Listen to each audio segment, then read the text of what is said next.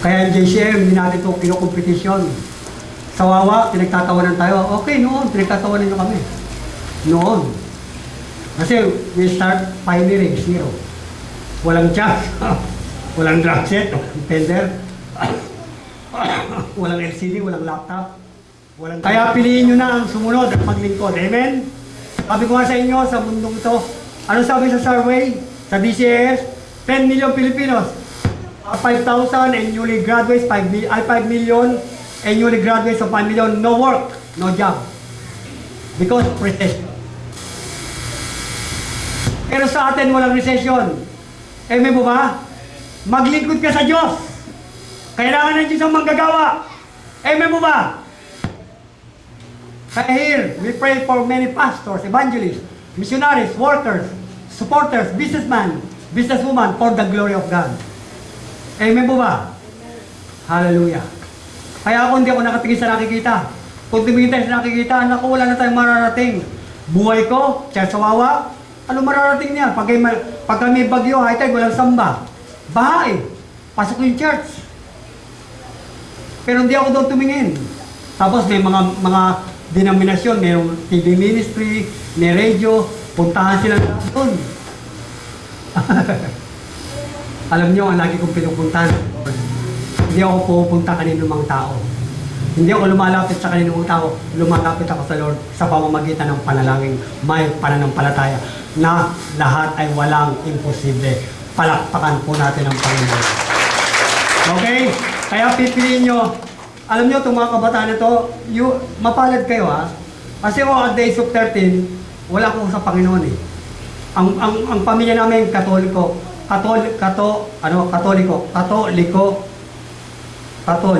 de Candado, de Calawang, de Sarado, hindi mabuksan.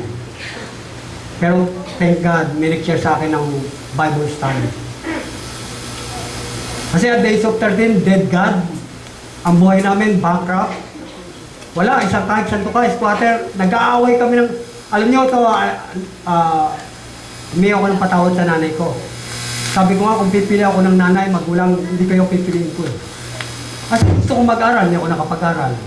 Ayoko sa squatter, nandito ako sa squatter. Kung ipanganak lang ganito, ayoko lang maging tao.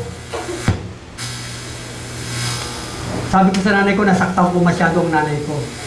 Siguro na, kung pipili ako nanay, ayoko kayo. Magulang, ayoko kayo.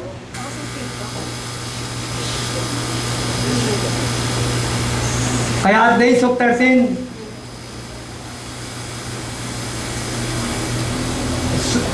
very worse ang buhay ko. I start to smoke. Natuto kong magsugal, kawawa. Sugal, alak, barkada, pagpupuyat, madyong, saklap, pusoy, sabong, karera, etc. Kaya ngayon, ganito ko kamahal ng Diyos. Ganito ko ini-impart mga young people. Mapapalad kayo, merong naglalapit sa inyo sa Panginoon. Mapapalad kayo, may nagtuturo sa inyo ng salita ng Diyos.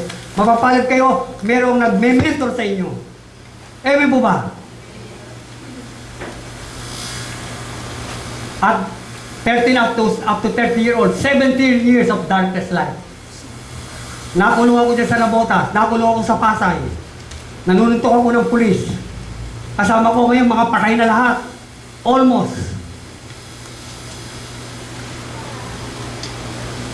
I hate that kind of life. But now I love the Lord very much. So, lagi ko sinasabi sa inyo, I'm a serious pastor. No? Tandaan nyo. No? In this church, it's all about faith. Money are good, riches are good, education are good, businesses are good. But Jesus, our author and finisher of faith, is the best. Amen po ba? Basta may pananampalataya ka, you are living in the supernatural, not in this natural world. Palakpakan mo ang Panginoon. Kaya piliin nyo. Kabataan, huwag kayo susuway sa magulang nyo. Kaya dito, lahat ng manggagawa, talagang we are strict. Kung ayaw mo sumunod sa policy, lahat ng kabataan, no boyfriend, no girlfriend.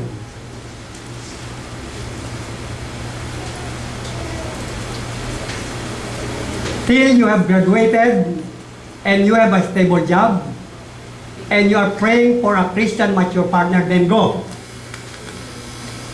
First, help your parents. Huwag kayong tumulit sa libutan. Mga masuway sa magulang, walang pangarap sa magulang, walang pangarap sa pamilya. Tapos sino yung nanood ng ng Real Time Big Time? Mga 13 anyos, 14, ang anak 3, 4, 2. Kasi huwag kayo tutulan sa akin. Gaga!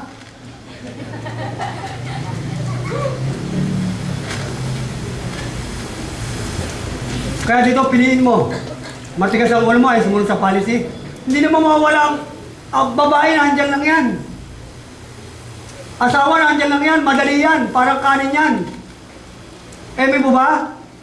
Madaling mag-asawa, madaling magkaroon boyfriend, girlfriend.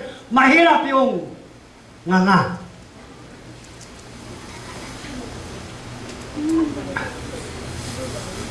Tanungin kita, ba't ka naliligaw? Meron ka namang, may pagmamalaki ka na? Are you stable? Hindi, mahal na mahal ko talaga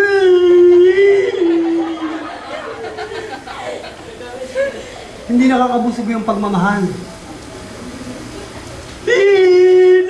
Talaga Bokya.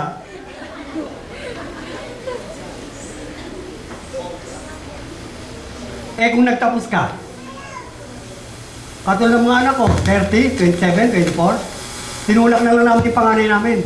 Ayaw pa mag-asawa. Sabi ko, magkaroon muna kayo ng stable job. Hanggat maaari, meron kayong business, start a business. Mga kabataan, pag tapos na kayo, no more courts here. Focus on your 5 years plan to have a business. 5 years, make a 5 years plan. Magsimula ka ng negosyo. Bago ka, ang totoo, pag may negosyo ka, hindi ka naman niligaw. Maski babae, maski lalaki ka, ikaw nililigawan.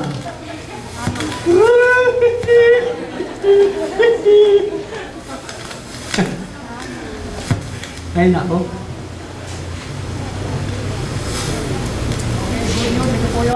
Ito po yun, oh. In-stress, pinrest ang sarili, in-squeeze, ni-reach out, si Noah, 120 years, pinagpalang buhay, pamilya, Abraham, Sarah, 25 years, nagkaroon ng Isaac, yumaman, Isaac, Jacob, dati alila, alipin, utusan, yumaman, basahin nyo lang po yan, Hebrews 11, 1-39, generation of blessing. Amen! Hallelujah! Purihin ng Diyos. Okay, sa secular. Meron dyan ba yung secular? O, yung God's formula. Tandaan nyo, hindi porke ano yan. May formula. Yung Jollibee may formula. Yung McDo may formula. Yung Greenies may formula. Yung Choking may formula. Yung SM may formula yan.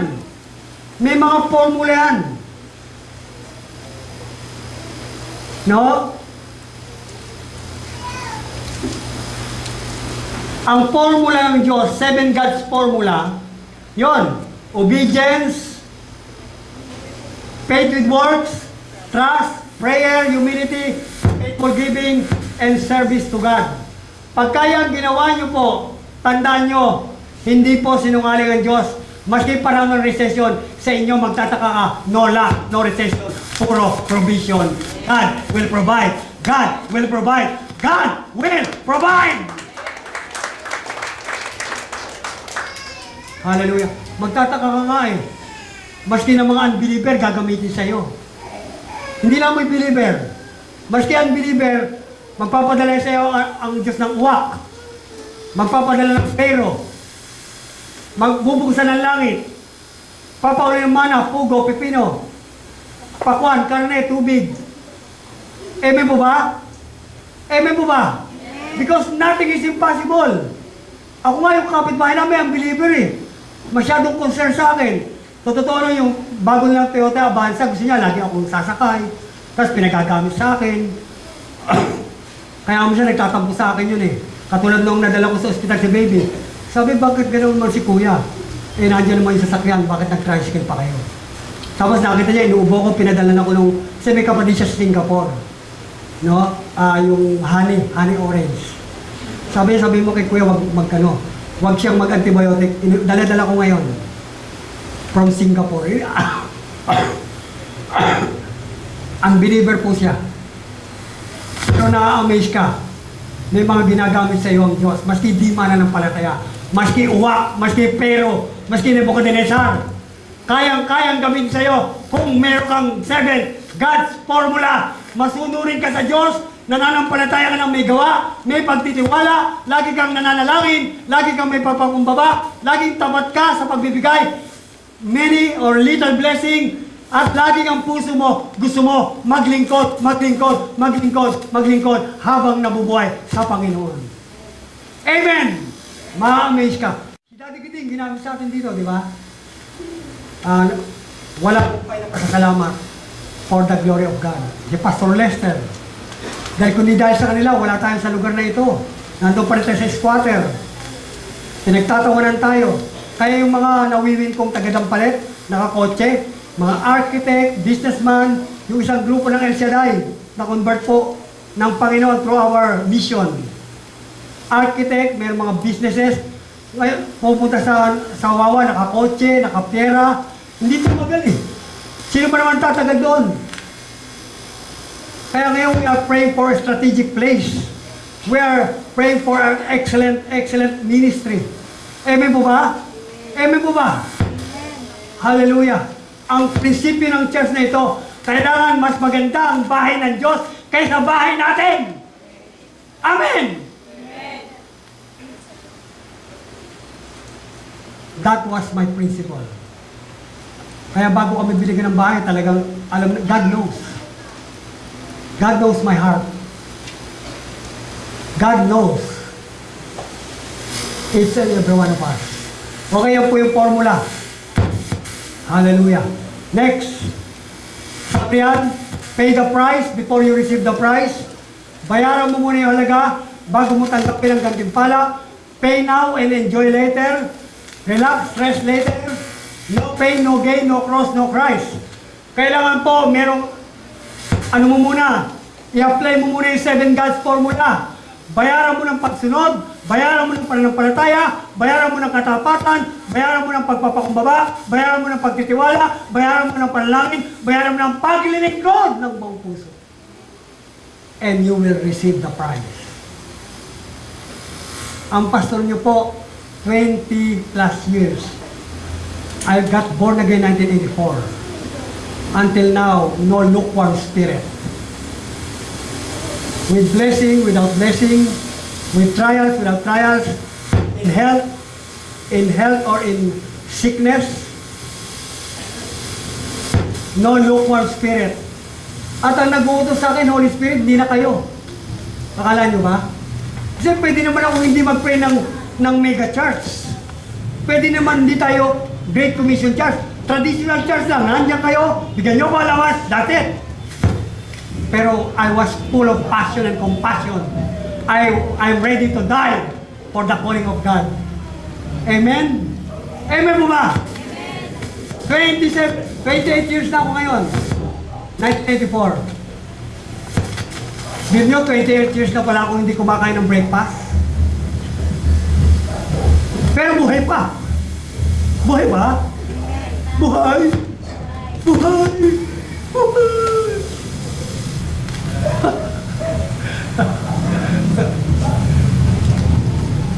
Alam niyo noon, I have extreme faith. Pagka may mission ako, miski nilalagnat ako, magbubuhos ka, agad ako. I go to. Kasi ang ano ko, John 12:25, ang sino mang nag-iingat ng kanyang buhay, sinabi yan ni Lord, ha? Basahin nyo, John 12:25. Ang sino mang nag-iingat ng kanyang buhay, si Michael Jackson nag-iingat ba? Hello? Si Whitney Houston? Si Marcos? Hello? Ay siyang mawawalan. Ngunit ang sino mang nag-aalay ng kanyang buhay sa akin, sabi ni Lord, at sa mabuting balita, ay siyang magkakaroon ng buhay sa lupa at buhay sa langit. Palakpakan mo ang Panginoon. Hallelujah. Purihin ng Diyos. Okay? Pay na